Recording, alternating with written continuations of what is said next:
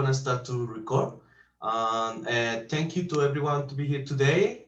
I am very glad to present to Dubán Canal. In this opportunity, we had a talk by Dubán Canal from the Jardín Botanical de Medellin.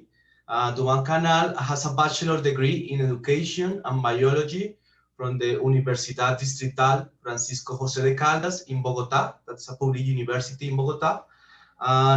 And he also had a master's degree in biological science from the National University of Colombia and a doctoral degree from the University of the Freie University in Berlin, in Germany. Dubán has worked on the taxonomy and systematics of the family Solanaceae, and recently he works in Araceae too,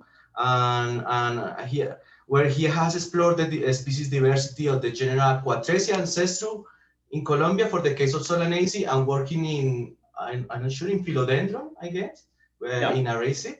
And currently Dubán is the scientific director of the Botanical Garden of Medellin. Thank you, Dubán, for accepting this invitation, and thank you to everyone to be here today. And Dubán, please, can you share your screen and start with your Of course. talk? Well, Andres, thanks a lot for this invitation, for your introduction.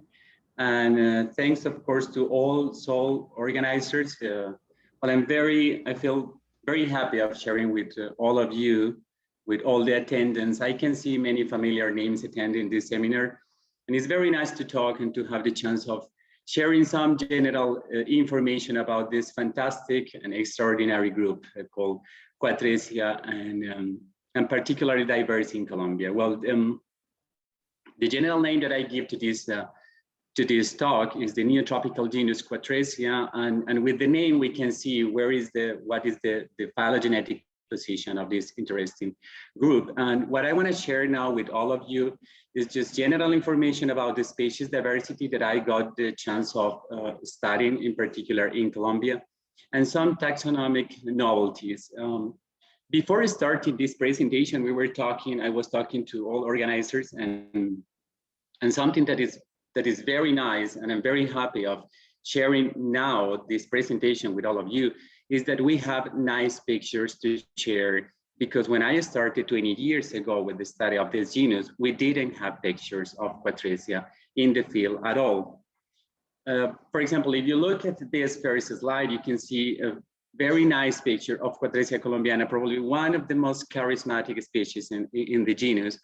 And it's very nice, and I'm very lucky of having the chance of sharing this information with you and sharing all these pictures. And what is also funny is that I have no pictures. I have only few pictures that I have taken, a long time ago. But now we have a real nice bank of images of Cuatresia to share with you today. And fortunately, they can illuminate this presentation. Well, then before starting, I want to mention something very important about the way that we got inspiration to work in Solanaceae in Colombia. And when I started 20 years ago, I met Professora Clara Inés Orozco at the National University, who started with the study of the family a long time ago. And here I want to mention some of the students with super enthusiastic studies they were working long time ago, or recently, or they are just initiating in the study of the family in Colombia, which is probably one of the centers of species diversity for the family. And well, number one is then the Professor Clara Inés Orozco, working at the National University, in particular at the largest herbarium in Colombia. Then number two is Gina Sierra, who started recently with the study of the genus Solanum. Then number three, we have Carlos Chitivo, who is also studying the genus Solanum. Most of people are, of course, involved on the study of this really large and mega diverse genus Solanum. Then number four corresponds to Jorge Mario Vélez, who was also studying genus Solanum section Potato. Number five is Javier Garzón, who studied approximately 15 years ago the genera Deprea and Larnas, when the latest genus was still recognized. Then number six, you can see Juan David Tovar, who was who is now actively working on the genus Solanum 2. And then number 7 corresponds in the left down part of the slide, corresponds to Andres Orejuela, who has actively working on the epiphytic lineages of the family. Then number 8 corresponds to me. Well, I was working on Cuatresia ancestrum for Colombia. And then we have number 9, Gabriel Agudelo, who is now motivated and is starting with his studies in Solanum 2. Then number 10 is Angelica Alba, who was also studying section Brevanthoryn in Solanum. Then number 11, Gabriel Beltran, working on section Crinitum. Number 12, Juan Carlos Granados, who was studying section Geminata. And finally, we have number 13, Carlos Vargas, studying the genus Lysiantes in Colombia. Well, I think with this active atmosphere working together was really inspiring to me, and that's why I decided to start with this small genus Cuatresia approximately 20 years ago. Well, then now let's move quickly through the story of the genus. It's important to mention that the genus has only 44 years of taxonomic history, from the original publication by Armando Onsinker in 1977. At the beginning, when he published the genus, he recognized originally 4 species. The genus Cuatresia is dedicated to José Cuatrecasas, a Spanish botanist who worked a long time at the Royal Botanical Garden in Madrid, but then he moved to Colombia and he was working in different places here, but he is recognized for all contributions in the genus Speletia from Asteraceae. He is probably one of the first and most prominent botanists working on Paramos, one of the most diverse ecosystems in Colombia and surroundings. And then after this original publication, Onsinker was the only one working in Argentina on the taxonomy of the group. And something that I would like to point out here is that he was not able to see plants in the field. He was just organizing the group based only in herbarium material and herbarium specimen. And something that is incredible here, I just want to point, is that he recognizes species normally based in only one specimen at the herbarium. And it's incredible to see how good are his descriptions, even though they were based just including in some cases, for example, specimens without flowers, in other cases without fruits. But still, his concept about the species are the circumscription that he gave us is incredible and still useful in nowadays. Then in 1987, 10 years later, he prepared a preliminary synopsis of Cuatresia and defined 9 species, most of them particularly distributed in Colombia. And then 1 decade later, Sawyer added another species based on a new combination from the genus Withaninae. And then let's say 20 years, 10 years later, several botanists working in different regions started to increase the interest on this group. And then we got a new species from Central America, from Soto and Monroe. And then Clara Inés, Professor Clara Inés and me were working on the genus. We started to identify and recognize the species diversity in Colombia. Limbos published a new combination in 2011. And then we published 2 species more, and more recently, based on molecular studies and phylogenetic approaches, well, we can see that there is a new combination probably from the genus Withaninae. And then I don't want to say, the latest number about the species diversity that we can recognize in Cuatresia, but it's clear that so far, based on my explorations, we can talk now about 16 species recognized in the genus. Some of them were published, but now are located in other genera. For example, Cuatresia anomala, which used to be a species in this genus, is now moved to the genus Lysiantes. And I'm not surprised, because from the beginning, if we look at the literature and we read Onsinker work, we can see that it's very common to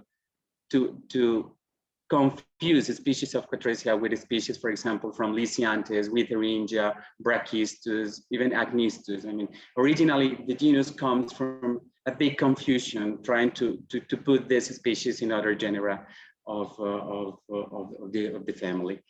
And now this is then the preliminary list that I can share with you on, but I'm sure that this number will increase because there are many taxonomic novelties and people exploring different places in Colombia and other countries, for example, in Ecuador, Peru, and Central America, is showing that there are some things that might be new in the genus and might correspond to new species. Well, then now let's move slowly. Let's talk about key morphological characters that allow us to recognize the genus as a whole. Well, first of all, let's say, well, Cuatresia includes small trees. We are talking about normally maximum 3 meters high.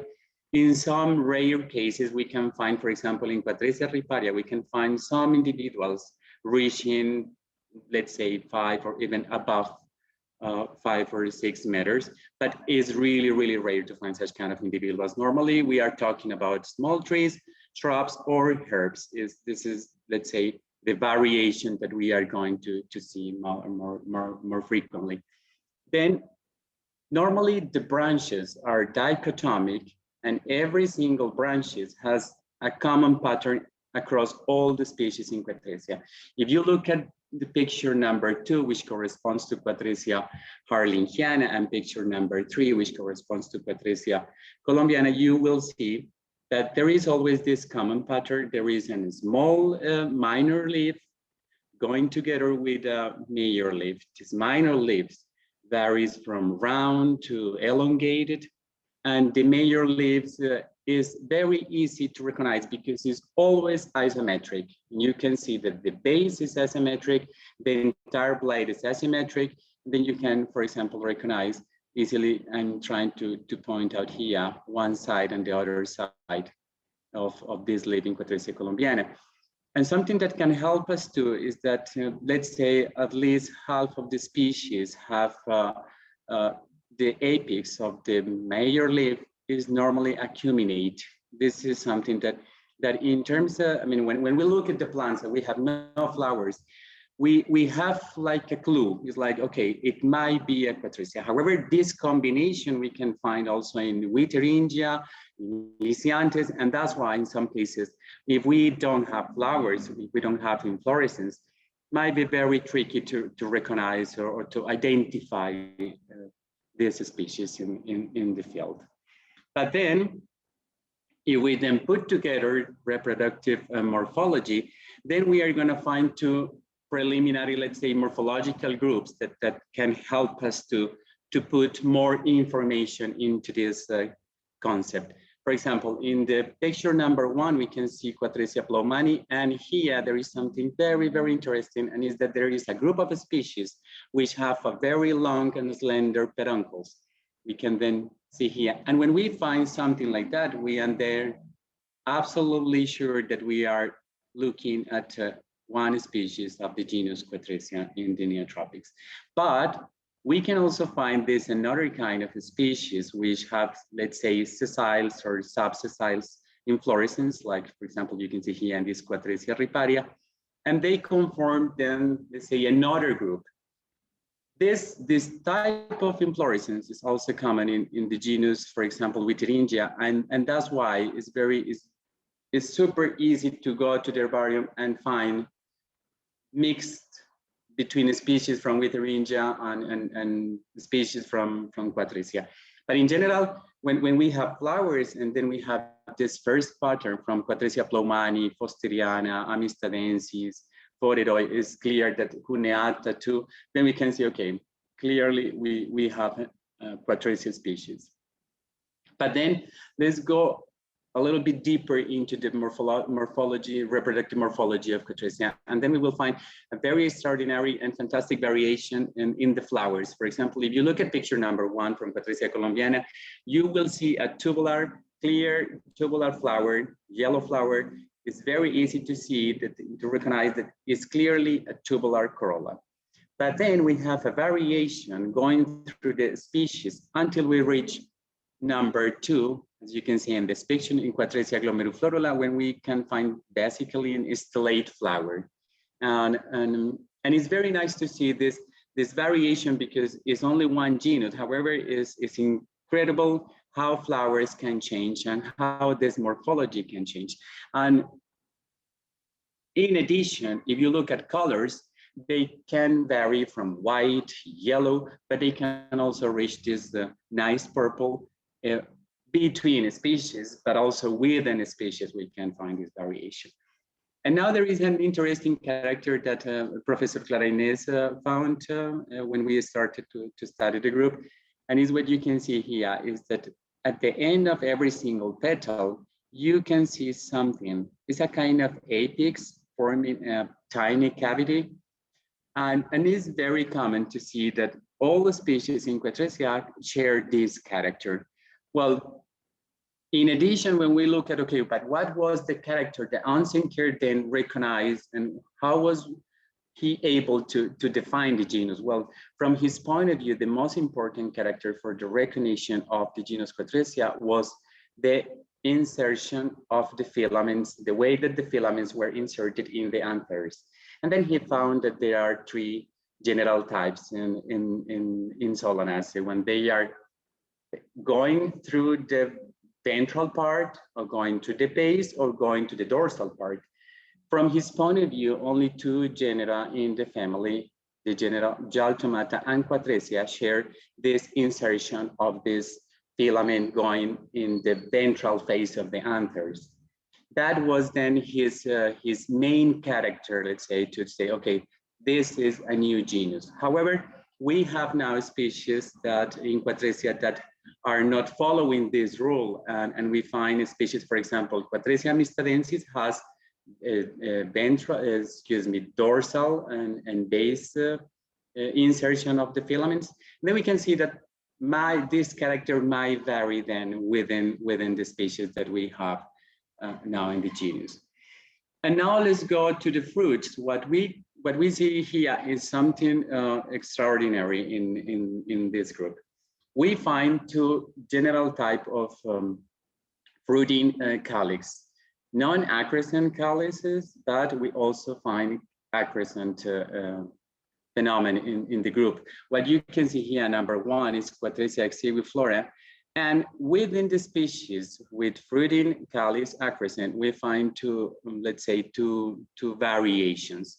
The first one here is Cuatresia exiguiflora with calyx pressed to the berry, but we can also find this number two in Cuatresia Physalideae, when you can see that the calyx is very similar to what we see, for example, in the genus Physalideae, and is inflated, and in this case is provided with ribs or wings, and we can also see, for example, here inside the berries, which have a color, a different color compared to the rest of the species of Cuatresia. We find green fruits, but we find also purple fruits, and this fantastic color here, and exclusively found in this species. And then it is very interesting to see how this morphology changed drastically from one species to another in only 16 species, and probably the new species that people are now studying and finding in the field are also giving us new ideas and new clues about the entire morphological variation of the genus. Well, then, what do we know about the phylogenetic relationships or evolutionary relationships of the genus Cuatresia? Well, so far, based on the study conducted by Diana and collaborators in 2019, we can see that based on this combined data set from one nuclear and 3 chloroplast markers, we can see that Cuatresia is in fact nested within the tribe Physalideae. But within the tribe, we can see that Cuatresia is a sister group of a clade conformed by the genera, the Neotropical genera Debrea and Aureliana, and sister Aureliana to the genus, Paleotropical genus Withaninae. Yeah, between brackets, you can see the number of species that were included in this study. What I did is just a modification just to simplify the relationships depicted by Diana et al. in their job. And it will look at, well, they included in total 11 species of Cuatresia, which correspond to, let's say, approximately 70% of the species diversity recognized within the genus. Here we know that within the tribe Physalideae, the genus is included in a Withaninae clade. However, another part of the clade was nested in another part. But I think it's very clear that that based on these bootstrap values and based on this robust phylogenetic analysis, it's clear that we have now a good phylogenetic framework to talk about the evolution and many other aspects related to the evolution of this genus. And now what you can see here is I tried to simplify again the phylogenetic relationships that they have found. We can see that then the sister species to the rest corresponds to Cuatresia foreroi, and there is one Withaninae which now is nested within Cuatresia. In total, then we are talking, well, including this new combination from Withaninae, we are talking then about 12 species already sampled in this phylogenetic approach. And what calls my attention when I look at this phylogenetic study is that we found an interesting pattern when we look at the clades. And I would like to share with all of you some general ideas that can probably guide new studies or inspire new approaches to this group. Look at, for example, if we look at this clade, including Cuatresia cuspidata, Cuatresia riparia, and colombiana, we can see that they have something in common. They morphologically, they tend to be plants with more or less, let's say, here we find the most tubular flowers within the genus Cuatresia, and this calls my attention. And the flowers tend to be always yellow. And here we can see in this picture one case of one specimen from Cuatresia riparia, and they have sessile inflorescences. It's something interesting. But when we look, when we look at this another clade, for example, including Cuneata, Fosteriana, and Plaumani, we find that 3 of them share these long peduncles, and in this picture you see Cuatresia Fosteriana, and they are glabrous. For example, there is someone could say, well, but Cuatresia foreroi has also long peduncles. Yeah. However, this species has a lot of trichomes in all the organs. But well, why this species together? Why all of them glabrous plants with non-fruiting calyx, non-accrescent, and together is interesting, I think. And now look at, for example, this another clade, including this Withaninae, this new Cuatresia, and Cuatresia harlingiana and Genai. They have also something in common. They are very hairy plants, and with flowers, and the calyx is always super hairy. I think there is something here interesting to go deeper and to explore why these morphological characters are coming together, and what's going on then in the evolution of the entire genus. Well, then now when we talk about the distribution of Cuatresia, we see, I just prepared this general sketch. Is not really accurate, but I just want to point out 2 relevant aspects from my point of view. Well, number one is we are talking about a neotropical, exclusively neotropical genus, but mostly associated with the Andes. I think something happened here that facilitated probably the diversification of the genus, because most of the species are growing across the mountains normally in this region, but also in Central America, but always associated to mountains, to really humid or hyper humid environments, and very close normally to water. When we look at, when we go to the field and we want to find Cuatresia, the first thing that you have to keep in mind is just try to find rivers or streams, because they are always there.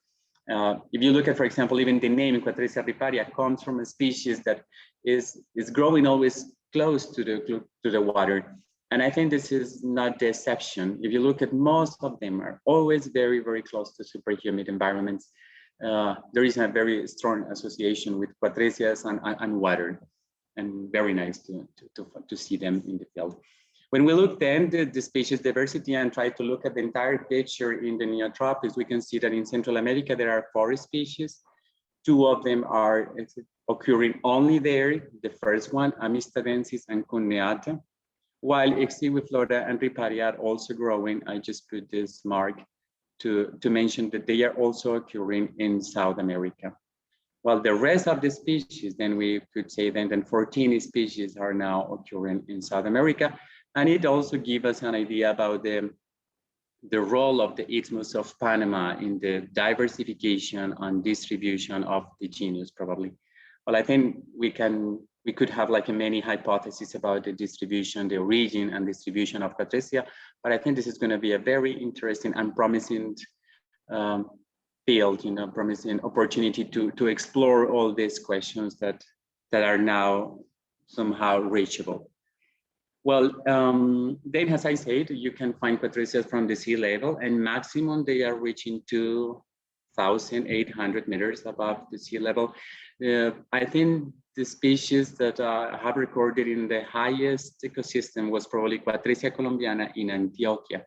However, I don't remember, but probably in the south part of Colombia, in the Chocoeco region, and going at the upper part of the slope of the Western Cordillera, probably we will find other species growing there because of humidity and conditions might facilitate the opportunities to the genus. Well, then now, based on these fantastic pictures that I was very lucky to find now, I would like to share to talk one by one of some of these species, and I will start then with Cuatresia amistadensis. And something that I just realized by preparing this talk is that when I was reading the original description, I just realized that there is a reference about the epiphytisms in this species. Well, I never had the chance of talking to the authors, but I think at least for people interested on this group, could be very nice to see what's going on, because we have no idea about this condition or this, this evolutionary and ecological phenomenon in Cuatresia. Well, in number 1 in this picture, you can also see that this species belongs to this, let's say, morphological group with long peduncles and many flowers in every single inflorescence. You can also see here this apex in the petals. I think this picture is very good to see what Hansinger described 44 years ago about the insertion of the filaments in the anthers. It's exactly what we cannot see very easy, but it's clear that the insertion is not coming from this part, from the dorsal part of the anthers. Not necessarily from the dorsal part of the anthers. Then, well, let's talk about Cuatresia colombiana. Well, sorry, I forgot to mention that Cuatresia amistadensis is occurring between 1,000, let's say, and 2,000 meters in super humid environments in Costa Rica and Panama. Then we have the Cuatresia colombiana, which is very easy to recognize. Leaves are normally very strong, somehow coriaceous leaves, provided by an indument, normally like yellowish. The combination of these leaves is always the same. And then we have these tubular yellow flowers with the calyx, always with a lot of trichomes, and also the corolla externally and internally has trichomes. But there is an important character that helps us to recognize the species in a very straightforward way, is the presence of these bracts. We haven't seen this character in other Cuatresias, at least in Colombia, and so far, based on the species describes, this is the only one with this interesting character. This species occurs in Colombia. It's also distributed in Ecuador.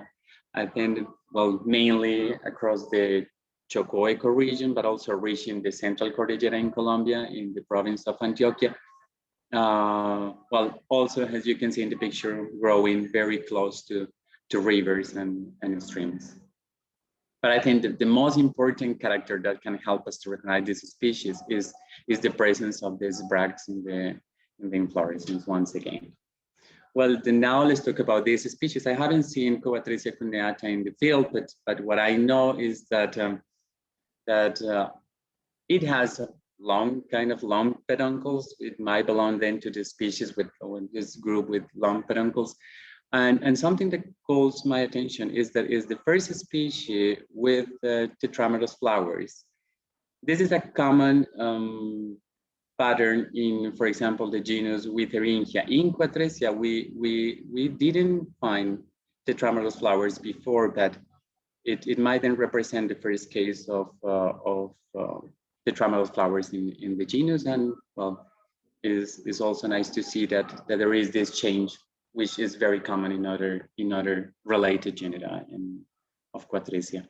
This species is also distributed in Panama, Costa Rica, and Guatemala. There are records from that part. We don't have records from Colombia, but exploration, for example, at the upper part close to the Medellin and close to Panama might give us new ideas about the entire species diversity occurring in Colombia. Well, then we have this nice species, super charismatic Cuatresia exiguiflora. Well, it's mainly distributed in across the Chocoeco region in Colombia, and we have then this fruiting calyx accrescent. But what is very interesting here is that every time you see the species, at least based on my observations, we found that the calyx is always opening in this irregular way, as you can see in this picture. Although you can find morphological variation, you know, like in some populations in the upper part of the Chocoeco region might have like big leaves, but then if you go a little bit down, going to Ecuador, maybe the leaves are going to be smaller. But something interesting is that you can always recognize this species. It's a very straightforward to see and recognize Cuatresia exiguiflora. And this is the opposite case, for example, in Cuatresia riparia, which might include many things that we don't know. Probably we are talking about a complex of species, and I will talk later about it. But I think it's just to contrast how species can have like a, let's say, constant morphology, although they change in terms of environment. But in other cases, the species can vary drastically. And here you can also see them flowers. This is then a typical flower, a white flower, or white in flowering in Cuatresia exiguiflora. Then let's talk about this nice plant. Cuatresia floridoe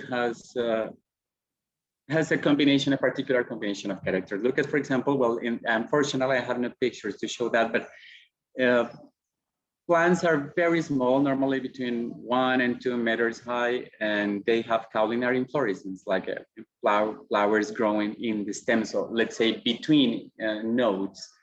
And the peduncles are very, let's say, fragile and slender. And you can see here, very hairy, with peduncles and pedicels very hairy. I think in this picture, you can also perceive a little bit that the leaves are really hairy. And once again, if you look at this flower, for example, once again, this apice is like forming this tiny cavity. And also you can see here fruits going to purple berries, but they can also be green or white. There is always this variation in fruits and flowers. Well, it's growing only in Colombia and Ecuador, going especially to the ecoregion, Chocoeco region too. I had the chance of looking at this plant in the field, and it's really interesting to see. It's growing always in a very humid environments and primary forest. I think there are few populations of this species in Colombia at least. Then we have this nice plant, Cuatresia fosteriana, which also is part of this group with long peduncle. And the inflorescences here are growing under the leaves. I didn't realize when I started with the study of Cuatresia, it was very difficult to differentiate this species from Cuatresia plowmani with the longest peduncle. But after looking at herbarium material and looking, for example, these pictures here, we can see that inflorescences are normally going under the leaves. And it's also clear here with this. I think this might be a character that could help us to recognize them, because is in some cases, well, I think obviously peduncles are not that long as in Cuatresia plowmani, but this character calls my attention because it's not very common in other species. Well, we can also find here purple flowers. And I think this variation comes from the environment. I have no explanation, or I can say anything about this color variation in the genus. Well, Cuatresia fusteriana grows in Peru, in Ecuador, is growing also in Bolivia. I think is the species going to the southern part of the Neotropics. I think it's the only one reaching Bolivia. I have no record of other species going that far. The rest of them are normally going growing, especially in Ecuador, Colombia, and that part. Well, then now let's talk about this. Let's say bizarre plant that is very nice. Is Cuatresia glomeruliflorula, which received, of course, the name based on this super dense clusters of flowers. And the inflorescences are always going in that way. It's like big clusters with a lot of flowers. However, most of them are unsuccessful, and you will find only one or maybe two, but I think maximum 3 flowers in every single inflorescence. It is normally small herbs reaching maximum 2 meters. They are quite fragile and always in super humid environments. I think you can also see here that these inflorescences are full of water and full of trichomes. Here the external face of the corolla has also a lot of trichomes. It's very nice. This is a species growing in Colombia, south of the country, and Ecuador too. When I found this species, was very difficult to differentiate it from Cuatresia trianae, because Cuatresia trianae has also been a lot of trichomes growing in the flowers, and the inflorescences are relatively similar.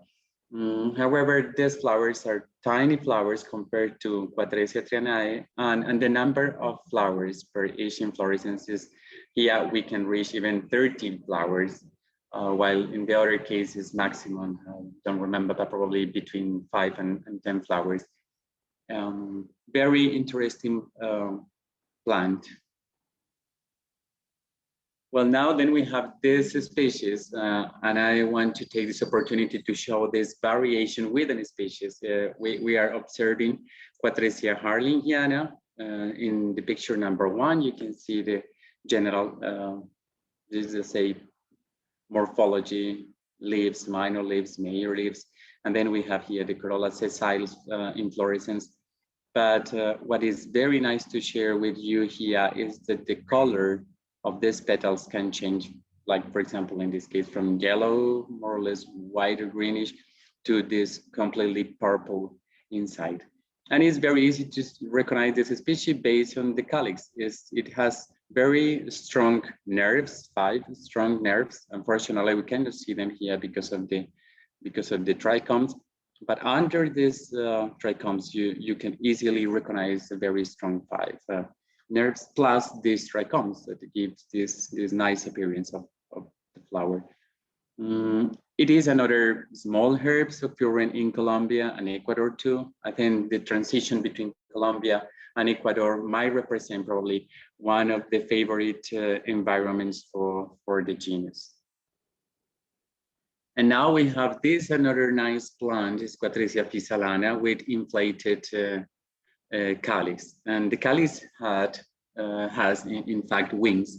You can see also, I showed it before, it's another plant, a very small plant between 1 and 2 meters high, with these berries, with these exclusive colors. We haven't found this color in other species of Cuatresia, only here. And this calyx growing, as you can see, that's why this name, and that's why the Professor Clarinez decided to give the name, because it's clear that my represent, if you are in the field, you could think that you are looking at Physalideae species, and here in the immature states. Also in this picture, you can see that that in some cases inflorescences are all growing like a columnar inflorescence, like growing on the stem instead of, and leaves are going to the upper part. Well, then we have also this fantastic plant, Cuatresia ploumani, with the longest peduncles in the genus. I showed this picture before. You can see they can reach even 16 centimeters long or even longer. And in this picture number 2, you can also see this nice color in the fruits. Yeah, the corolla is campanulate. The plant is normally very super glabrous without indiment. Leaves are really asymmetric. You can see here the major and minor leaves are completely asymmetric. And fruits are very, very small, and the flowers, given this slender peduncle, tend to be fragile. I mean, after collecting the species, you can be sure that you will lose the flowers in few hours. It's very, very difficult to keep these flowers in good conditions after cutting the plant in the field. Well, and now we have this.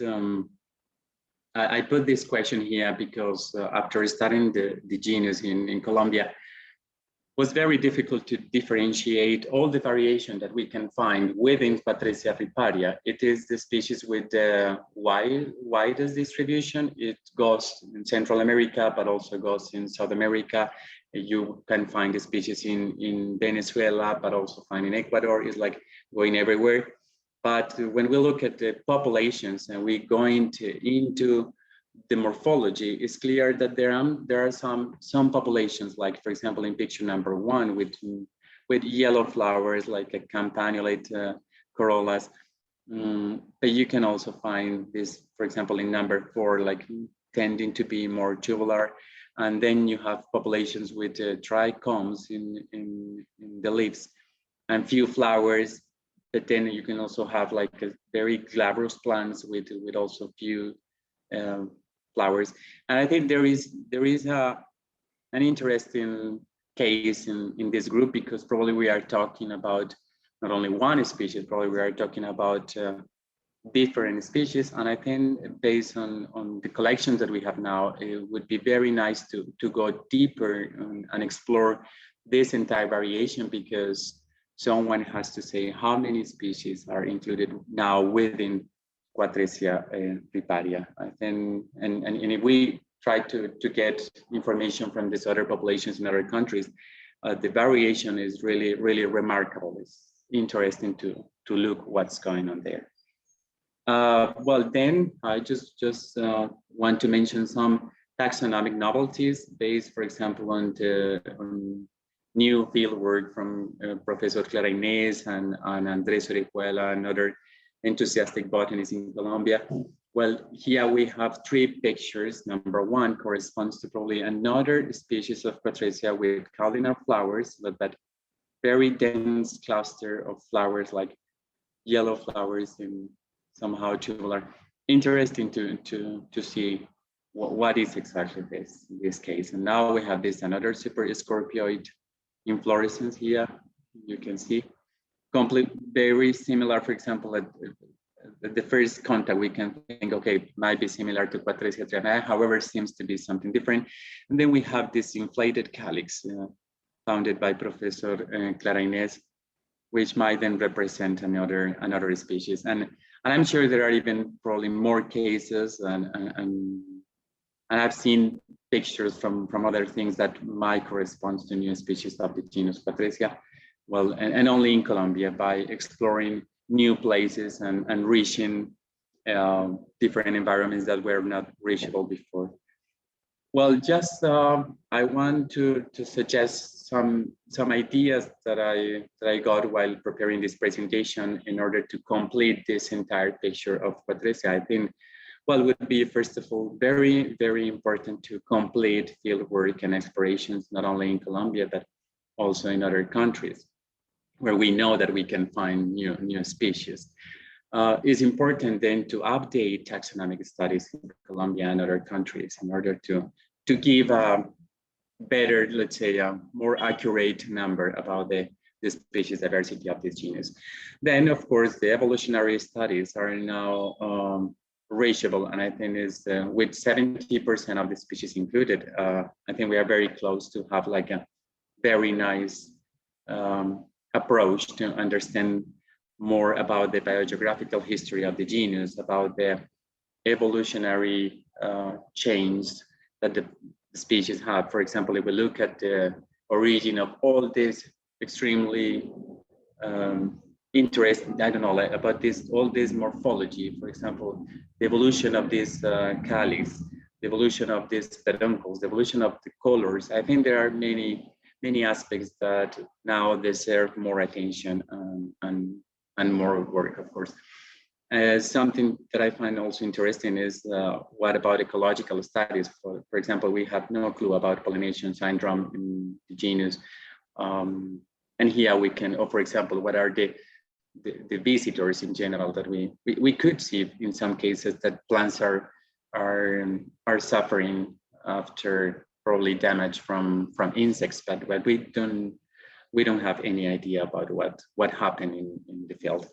And then there is another important field is the potential utility of Cuatresia. We know that based on the studies conducted by Professor Fernando Echeverri about secondary metabolites that could be promising in treating tropical diseases, but I think is now an opportunity to know more about the potential utility of this plant. And of course, it's very important now to give information about the status of conservation by conducting conservation assessments of all these species. I know, but my experience, by the experience of other botanists here, that in some cases plants are just growing in natural protected areas, but would be very nice to see how can we contribute to keep this species. In one case, for example, Cuatresia garciae, we have no clue about this species since the original description by Hunsinger. We went even several times to the place where the original plant was collected and we couldn't find it. I don't know, it was just by deforestation or other drivers of landing transformation that didn't allow us to find the species, but the species probably could disappear and we don't know, and that's why conservation assessments is very important now. And then of course living collection has Director of Science, Botanical Garden of Medellin. I'm really interested on preserving this species in living collections, and because it's the best way to conduct simple studies and keep them alive in case that we don't have any other chance of going to the field and find them there. Well, I think then this is my general presentation. And as I said before, my idea was just to give some preliminary ideas about the genus and what can we do and what can people do now if they are interested in the study of the genus. Well, thanks to all of you for your attention. And here you can find my email. And in case that you want to share some questions, then thanks a lot. Thank you, Dubán, for your complete overview of the genus Cuatresia. This is a really amazing genus that is very diverse in the northern South America. Now we had a really nice vision of this genus that is one of these hidden treasures from the northern South America. It's very diverse in Colombia and Ecuador. We have now some section for questions. We already have some comments here. I'm gonna read the comments. First of all, we had more than a comment is an announcement for referring to the 10 chains for our US friends, because from next week. The seminar is going to be 1 hour later from next week, next Sunday. This is just a general announcement. We have had a comment from Cesar Castillo. He says that this looks like in the case of Cuatresia posteriana, the position of the inflorescence looks like maybe may protect the blooms of fruit from the rain. But this is a comment from Cesar Castillo. What do you think, Dubán, about that? No, yeah, could be. Unfortunately, based on my studies, it's very hard to give some explanations to all these characters. I think what I can share with all of you is this preliminary picture, but there are many aspects that now deserve more attention, and will be very nice to understand what's going on and why these species are having and exhibiting all this variation. Thank you, man. We had a comment from Isabella, but I'm not sure that she said that she's agreed that it's the same case in Atenea, but I'm not sure that Isabella is still here. Isabella, can you turn on your microphone? You want to ask something about the comparison with Atenea? Not sure that Isabella is still here. I'm not sure that she was referring to the conservation assessment for Atenea, but not sure. Well, in the meantime, we had another comment from Chelsea Pretz. She said that it's a great talk. Congratulations. And the question is, do you think there are fast translation between traits? We are missing several taxa or large number of extinction? Yeah, I think when we think, if we try to put like an age, just to talk about, okay, when can we track the origin of this genus? I think it is a relatively new genus. I mean, the family is relatively new compared to other families, and Cuatresia might be. I just want to take this risk here, and I would like to say that probably the genus is really young, and it means that all this morphology is changing very fast. Why? Well, I think I have no idea why, but what I can say so far, based on other studies, for example, after studying the evolution of some morphological characters in philodendron, which is a relatively old lineage, we can see that some groups have had a very long period of time to accumulate changes, but in this case, I think all these changes are telling us something about, another rate of accumulation of morphological changes. It might be very, very high because it's a relatively young lineage. Okay, thank you. We had a comment from Stephen Dosworth that say that these plants are really beautiful, and thanks for the great talk. We had a comment from Federico that he said I had a question. Federico, are you there? Can you turn on your microphone? Yes. Hi, Dubán. Great talk. Hi. I wanted to ask you a question. So I also work in Colombia, and we might be starting to work with the secondary metabolism of Cuatresia. And I wanted to ask you first, if do you think there is a region in Colombia that is especially interesting or unexplored to go and search for Cuatresias? I don't know, in the Pacific, maybe? Yeah, I think the upper part, I mean, going to the Darien and probably that part might be very, very interesting because it's a place where we can see, this transition, and it's like a key spot for many groups. And based on the distribution, for example, of Cuatresia amistadensis, Cuatresia cuneata, on the other side of the Isthmus of Panama, and based on the distribution of the species on this side, I think it would be very nice to explore the species diversity there. Thank you. And my second question is regarding the uses. Like when you go and collect these plants, I guess they tend to in the jungle where there is not too much people, but have you ever experienced people telling you, oh yes, I use this plant for this thing or for this other thing? Yeah, I remember we explore in some cases with farmers and even when indigenous people. I remember in Cauca, but they didn't mention anything about using plants or having any kind of approach to them. I mean, people. I know that in some cases they call it like I forgot the name, like moritos, like kind of, but they don't use the berries or they don't eat them. And yeah, no use so far. Okay, thank you very much. Very nice. No, thank you, Federico.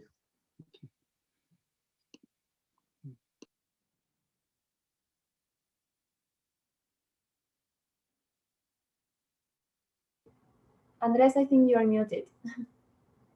Okay. Okay, sorry, sorry. We have another comment here from Richard. Richard's iPad. I'm not sure that it's Richard Olmsted or another Richard, but he said that was a very nice presentation. And thank you so much, Dubán. Also a comment from Lynn. Great presentation on a fantastic genus, Dubán. Thank you.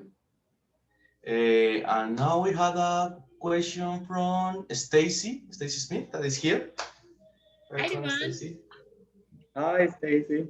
That was so beautiful. I just was taken by all of this morphological diversity. It's so great to see. I've only collected a few Cuatresias, but and I have to confess, I'm always like, oh no, what if this is a Withaninae and I've got this wrong? But anyway, my question was about, having worked with Rocio on the fruiting calyces, we have some hypotheses about why there are some species with oppressed enclosed fruiting calyces or inflated ones. And I wondered if you have any guesses based on Cuatresia. Like I was thinking, do you find that the ones with the most inflated calyces are right by the water so that water dispersal of fruits might make sense? Or do you think there are other, because another possibilities are bivory, that the fruits get attacked more by, or that the inflated calyx protects from things that might eat the fruits? Yeah, I think probably the answer should be related with water. The thing is that in Cuatresia, they are always growing close to rivers. And then it's like, okay, well, if the place is already humid enough, and if the seeds have this highly, let's say, probability of dispersal, because if they are just falling down, they always will fall into the water. I think the role should be related with protection. I think it's more like protecting the berries, probably protecting the seeds, because I think with dispersal in a super humid environment, with a very in a very rainy places, I think dispersal might not give us a clue.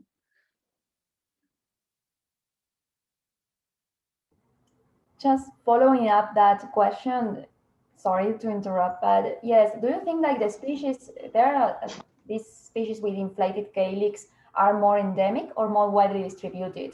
Because that will explain if it could be related to dispersion or not. Yeah, I think there is only, with this inflated calyx, we have only one species so far. And we have, described, we have Cuatresia Physalideae. This is another one that probably, that Professor Physalideae founded. Then we are talking about probably two species, and probably they are represented by very small populations. I'm sure that we have and it's not just because we are not going and exploring the field, it's because populations tend to be really, really small. If we look at, for example, Cuatresia glomeruliflorula, this one with this super dense clusters, I remember finding probably 3 populations in a very big area. Thank you. No, thank you for your question. Thank you, Stacy and Rocio, for the questions. Isabella said that she was referring to the conservation status when she compared with Atenea. That is a genus that is mostly distributed in Brazil. That had the same situation with Cuatresia garciae. That was a species that was described from we only know that species from the type and was never collected again. And maybe the cause is is the, you know, deforestation of that stuff. That's happening something similar in Atenea in Brazil. It's just a comment about that. We had another a question from David Hoyos. He said that he has some observation about some variation in color and in the morphology in Cuatresia plumani in Florencia, in Caquetá, close to Florencia. I think it's this species that we are understanding now, like Cuatresia fosteriana for Colombia. I think he's referring to that. I think was a confusion in that, no, before. I think, yeah, at the beginning, but I was sure that we were talking about only one species widely distributed in Colombia, you know, like jumping from the Chocoeco region, then going to Boyacá, and then jumping to the to Caquetá. But I think these populations in Caquetá might correspond to Cuatresia fosteriana. And if you look at the peduncle, tend to be the peduncle in Cuatresia plumani is really, really slender. It's really fragile, while this another one is a bit stronger, shorter, and is going always under leaves. I think this is something that I can say now after trying to differentiate these two species. Just complementing that question, I collect both the species in the field, in Florencia and Plumani too, in Boyacá, in other parts of Colombia. And the fruit also has different color. When it's mature, the fruit in Plumani is green, like a dark green, and in this population from Florencia is white or is purple. And the flower in Plumani is always green, and in this population from Caquetá, sometimes it's purple, it could be a little white, or a mixture between purple and white. And yeah, the fluorescence is also slightly different. Maybe it's something that we have to study better, maybe. Juan David Tovar said that it was a great talk, Dubán, congratulations. And he said, what about that Cuatresia from Parque Nacional Los Nevados with long pedicels and tubular corolla? What do you think about this morphology? Yeah, I think that the problem is the same. But under these two species, Cuatresia cuspidata and Cuatresia riparia, we probably are talking about several species. And even from the beginning, when Onsinker described both of them, he initiated his study recognizing two different species, but then he said, no, there is only one species, which is called Cuatresia riparia with two varieties. And then he put Cuatresia cuspidata as a variety. And once again, then later, well, we don't recognize these two varieties. We think that we are talking about two different species. But in any case, Cuatresia riparia might include different things now, and Cuatresia cuspidata too. I think the secret now is to explore this diversity and try to identify. I don't know how many, and I don't want to say that there are many species now under these two names, but clearly, if we look at other species of Cuatresia and considering the distribution range, the way that characters might vary, the characters that really can vary within one species, it's difficult to think that we have one species widely distributed in the Neotropics, reaching from Guatemala, going to Bolivia, and corresponding to only one, unless we are talking about, I don't know, all these species in the genus that we don't know so far. And I think we need to explore and include all these species, all these populations in a molecular framework in order to know what's going on there. We had a comment, a question from Gabriela Doria. She says that was thanks for a great talk. Thank you. It's a fascinating group. She's wondering what is the pollinators from this species. Do you have some idea about that? No idea, Gabriela. Sorry. Unfortunately, we have no clue so far. But of course, I think it would be very nice to know what's going on with pollinators and these syndromes in Cuatresia. It's time to move forward and explore other aspects related to these genus. Okay, she's also asking about, for example, in a species like Cuatresia glomeruliflorula, do you find any insects tangled on the developed flowers, like in these trichomes there, some insects there? I remember some insects there, very tiny insects there probably. I think we have still flowers probably in alcohol. Might be interesting to see if there is something still there. But I remember, yeah, it was like full of insects moving there or probably living there. But I don't remember. Yeah, because the place is full of water. Is basically has, like I don't know, like a sponge, like a mussel, like a sphagnum. Yeah, it's like an ideal place to live. Here is a final comment from Gabriela that say that would be very interesting to look at the diversity of epidermal features, trichomes in the genus as well. Like Yeah. We had another comment here from Limbos. She say, I think there are more taxonomic problem to explore in Cuatresia. Maybe Cuatresia sigiflora in Costa Rica is not the same thing as Cuatresia sigiflora from Colombia. Also, what is Cuatresia mori? I agree that fieldwork is essential for Cuatresia. Herbarium specimens are often very few and can be quite bad. Yeah. Thank you, Lynn. Yeah, I totally agree with you. Probably exhibiflora. Hi, Dubán. I love these plants. Great presentation, but we have so much more to do. Thank you. Yeah, I totally agree. I think Cuatresia exhibiflora from Central America might correspond to something different, because when you read and look at pictures, you can see that the variation, morphological variation, is really broad. It's like, oh wow.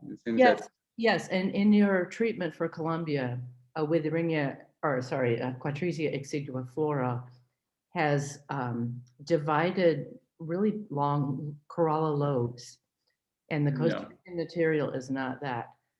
But as you know, like, we don't have very many specimens from Costa Rica, and maybe one flower on each specimen. So it's always the same case.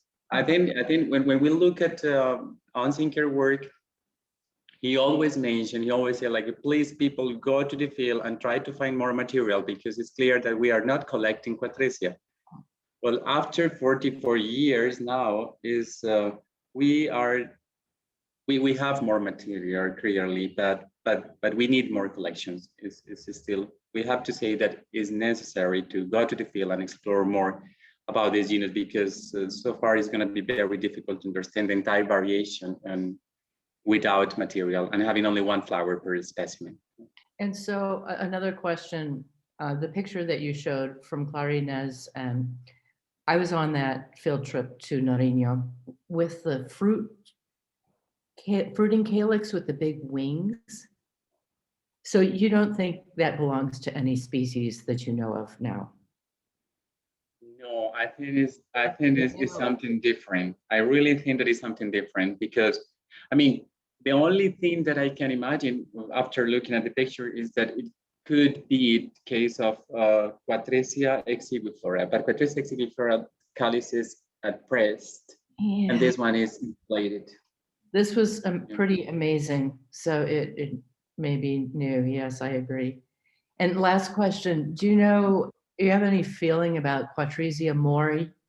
Yeah, I remember. I remember when I started with this study. Well, we had this species. They're like, okay, what to do with that? I haven't seen more material since then, and now I don't remember. But I remember that it looks clearly as another Cuatresia species, but I don't know if someone has fresh material, or because based on only herbarium specimens, we are going to be at the same point. Yeah, they're very bad. Well, when we can travel again, I'm going to go look for it in Costa Rica. That would be great. And then I'm going to come see you in Medellin. Of course. Thank you so much. It's great to see you. Thank you, Lynn. It's nice to see you. Thank you, Lynn. Isabella said that was a great presentation. Thank you. We had a comment from Marcela More that say is also wondering what is the pollinators. I think we are planning to put some cameras in Florencia, close to Florencia. There are 4 species there. We're gonna planning to pour some camera. I had the camera. I'm gonna put that with Edwin there to trying to discover what is the pollinator of this species. It's a plan. For that, we are looking for a student to start to work in that. Someone knows about some student in Colombia that want to work in pollination in Cuatresia. Could be nice. Great. Work together. And Loretta Freitas said that was a great talk, Dubán. And that is all the question. This is all the question and comment that we have here. I don't know that is someone in the public that want to ask something else. Not sure. Maybe. Okay. Thank you, Dubán, for your presentation, for your time. And thank you so much to everyone to be here. That was a really nice time with Cuatresia today, this morning here in Colombia. And for the next week, in March 19, we had a talk from Andrés Moreira Muñoz from the Instituto de Geografía from the Pontificia Universidad Católica de Valparaíso in Chile.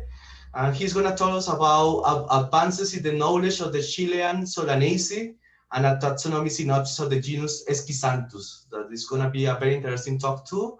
And see you next week. Please enjoy your weekend and bye. Thank you.